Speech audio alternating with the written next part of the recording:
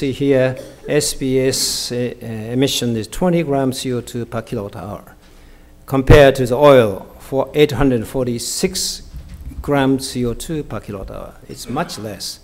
And nuclear power also 22. It's clean in the carbon dioxide wise. And also SBS operate 24 hours, not solar power on the ground. Also, the solar power on the ground operates only daytime. But this is 24. So it can be a base load power stations. I have done many researches at Kyoto University, and those are say, newspapers reported which I have done. And this is too small. You can take a look at the slides. Say, doing a rocket experiment in space, actually beaming down by microwave power beaming in space plasmas. And flew airplane simply by the microwave power, without electricity, without oil. The airplane flew, actually, only by waves, radio waves, microwaves. And we have developed a miniature SPS on the ground, say solar cells on top, and microwave devices here, and antennas, transmitting antennas. And this is a mini solar power station in space. And then on the ground, we have an array of antennas who receive the power, which is called a rectina. And as you can see here, the power can be received. It's very hard to see. The red spot is power received on the ground. That's possible. And this is a newspaper somewhere which reported this kind of apparatus which we have developed for the model. And also we are developing some kind of radio wave charging for EVs. You can just stay and you can just leave the car, and the power is fed by radio waves from the ground.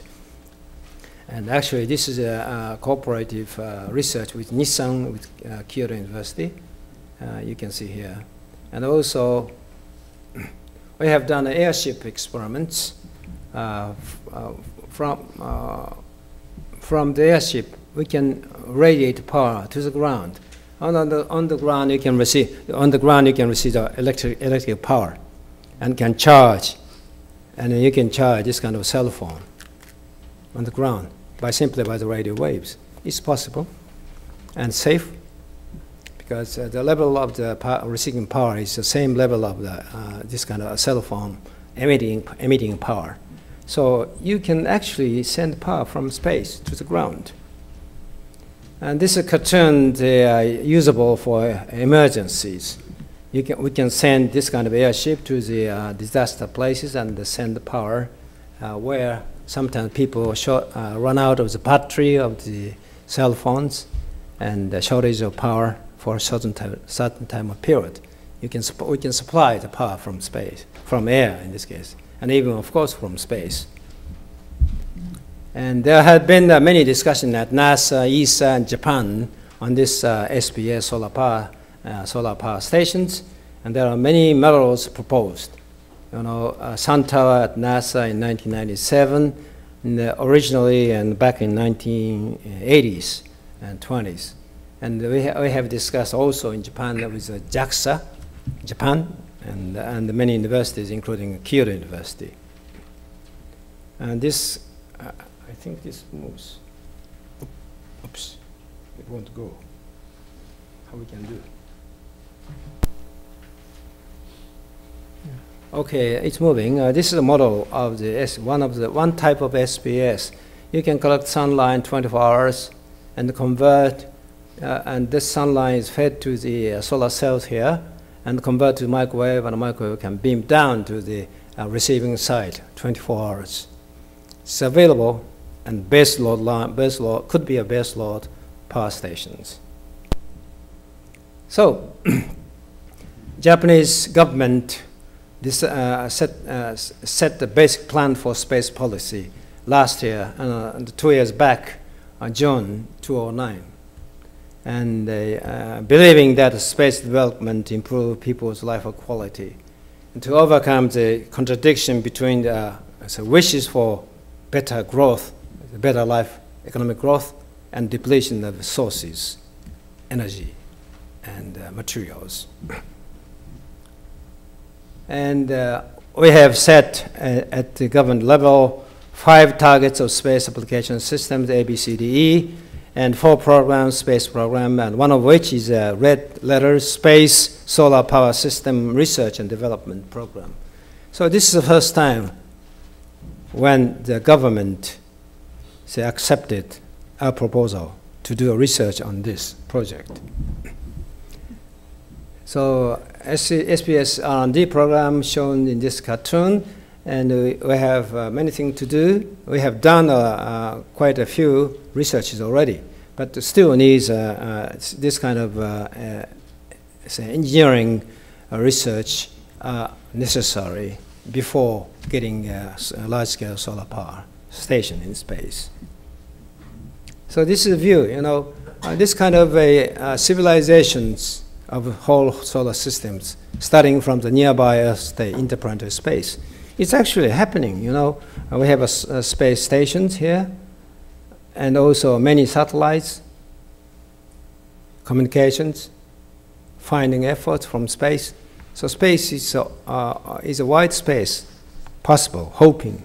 You probably be able to construct a space farm, space industry, and space digging of resources from the moon and from the other, say, asteroids, for example.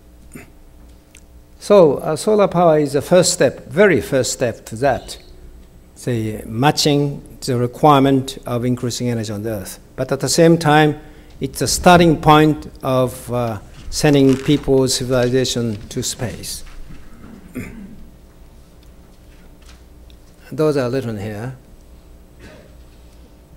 So, our efforts and future is not dark. I strongly believe science and technology can solve very complex issues, but we need a time. So combine with technology and science with the humanistic science and philosophy and way of thinking are very important for our grandchildren's smile. Thank you.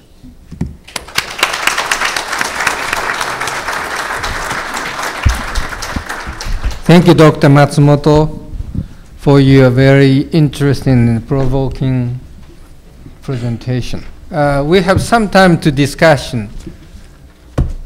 And I'd like to invite you question or just comments or whatever you have for Professor Matsumoto's presentation. Yes, please.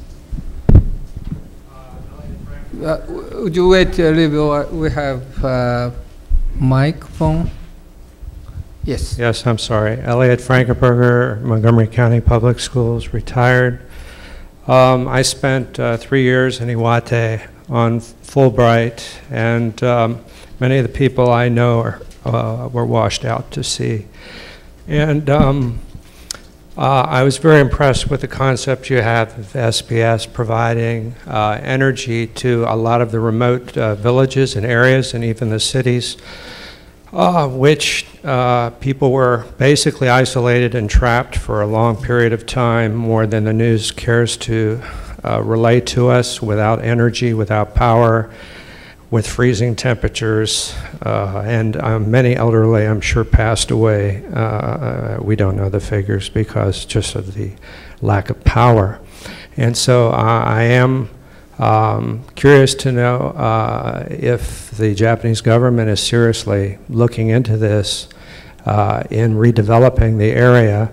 My son is at Waseda, and he spent about 2 weeks cleaning up just a small junior high in Jinja near Sendai, and the devastation is beyond imagination from what he has expressed to me. And another concern I do have is, although I see statistics that the ports are being rebuilt, I don't see that the towns that I'm familiar with, Kamaishi, Ofunato, and Miyako, for example, are being built at a higher ground level. They seem to be being built where they once were, which sets them up again for this tsunami event. And so I'm concerned about those two issues. Power to a town or city or village with a receiver station, for example, in a community center, could be a junior high school or the county office, and also rebuilding communities at a safer ground level in the future. And I wonder if you might comment on that. Thank you very much. Thank you. Okay, may I respond to the questions? Well, the question you raised is commonly shared by many people in Japan, and we are very much worrying about their lives in northern part of Japan. And this event was an occasion many people recovered the so-called Japanese MMK to help each other, you know. And that, on one hand, is good. But on the other hand, as you mentioned, we had a little way to help them immediately. Because, as you know, modern civilizations too much depend on the electric power lines. And that kind of a huge network is not easy to recover instantly. So as I have shown here, we may have built some kind of airship. So, or in the long run from space, we can beam down to the damaged area as easy as possible, because that antenna receiving facility is quite flexible.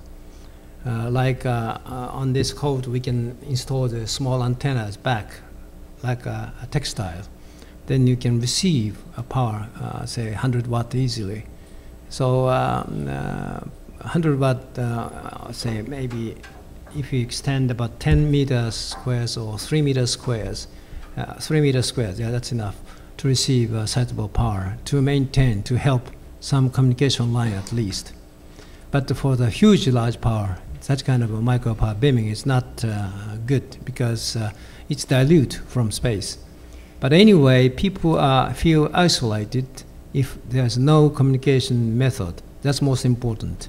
For example, not only this kind of disaster in tsunami and earthquake, but also if someone lost in the mountains, they try to connect by cell phone, asking for help, but battery run out. So there's no way to produce energies. So in that case, helicopter might be sent with a radio power transmitter and transmit very widely with dilute energy power density, but they can receive the power with extending this type of small antennas on the back, and then recharging starting on their phone, and they can get help.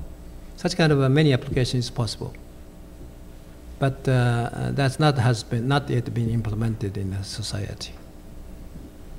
This lady, no, sitting on the back, yes. Good morning. Morning. Again, I want to pass my condolences. Lilia Ramirez from Department of Homeland Security in the Science and Technology Directorate. And I just wanted to ask if you have formally asked our government about participating or contributing to your proposal. Thank you. Well, are you saying that I'm participating in the restoring team?